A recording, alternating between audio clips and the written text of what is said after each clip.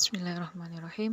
Baik, pada kesempatan kali ini kita akan bersama-sama memahami arti surat Al-Adiyat dan surah At-Tin, beserta isi kandungan dua surat tersebut.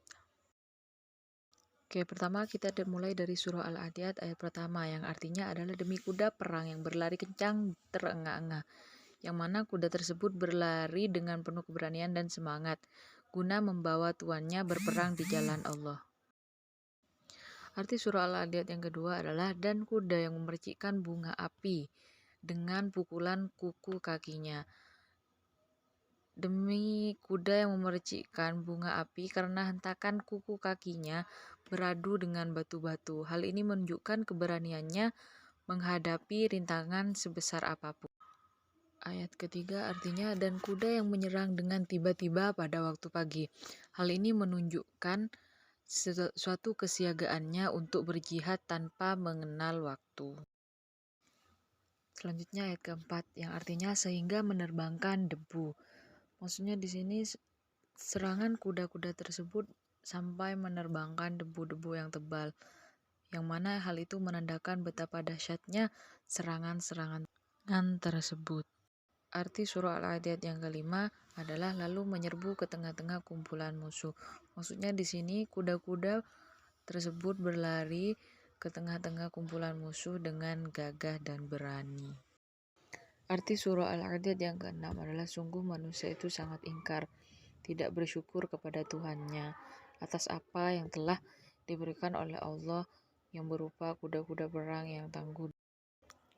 Arti surah Al-Adiyat yang ketujuh adalah dan sesungguhnya dia manusia menyaksikan atau mengakui keingkarannya. Hal itu bisa dilihat dari mudahnya manusia bermaksiat kepada Tuhannya Allah Subhanahu wa taala. Selanjutnya terjemah ayat ke-8 dan sesungguhnya cintanya kepada harta benar-benar berlebihan, yang mana menyebabkan dirinya mengumpulkan harta dengan cara apapun dan menggunakannya terhadap hal-hal yang tidak baik. Ayat ke-9 terjemahnya, maka tidakkah dia mengetahui apabila apa yang di dalam kubur dikeluarkan? Maksudnya di sini adalah dibangkitkan pada hari kiamat untuk mempertanggungjawabkan semua amal-amalnya.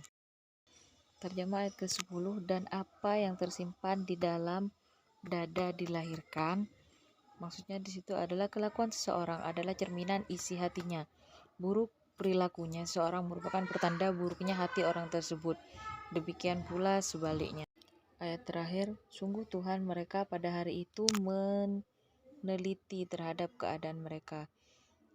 Dengan bukti itulah Allah akan menghisap dan memberi balasan terhadap semua amal yang mereka perbuat. Selanjutnya kandungan surat Al-Adiyat, yang mana di sini berisi ancaman Allah Subhanahu wa taala kepada manusia yang ingkar dan yang sangat mencintai harta. Mereka akan mendapatkan balasan yang setimpal setelah mereka dibangkitkan dari kubur pada hari kiamat. Selanjutnya surah At-Tin dan isi kandungannya. Yang pertama, demi buah tin dan buah zaitun. Tin merupakan tempat tinggal Nabi Nuh alaihissalam, yaitu Damaskus yang banyak tumbuh buah tin. Dan zaitun adalah Baitul Maqdis yang banyak tumbuh buah zaitun. Ayat kedua, demi gunung Sinai, yang mana gunung ini merupakan tempat Nabi Musa menerima wahyu. Ayat yang ketiga terjemahnya, dan demi negeri Makkah yang aman ini. Terjemah ayat keempat, sungguh kami telah menciptakan manusia dalam bentuk yang sebaik-baiknya. Terjemah ayat kelima, kemudian kami kembalikan mereka ke tempat yang serendah-rendahnya. Beberapa mufassir menafsirkan di sini tempat serendah-rendahnya itu mengembalikan manusia seperti bayi kembali, dan ada yang mengatakan bahwa mereka akan dikembalikan ke neraka. Terjemah ayat ke-6, kecuali orang-orang yang beriman dan mengerjakan kebajikan, maka mereka akan mendapatkan pahala yang tidak ada putusnya dari Allah Subhanahu wa taala. Terjemah ayat ke-7, maka apa yang menyebabkan mereka mendustakanmu tentang hari pembalasan setelah adanya keterangan-keterangan itu? Keterangan-keterangan maksudnya yang telah disebutkan di ayat-ayat sebelumnya barusan. Ayat terakhir terjemahnya, bukankah Allah hakim yang paling adil?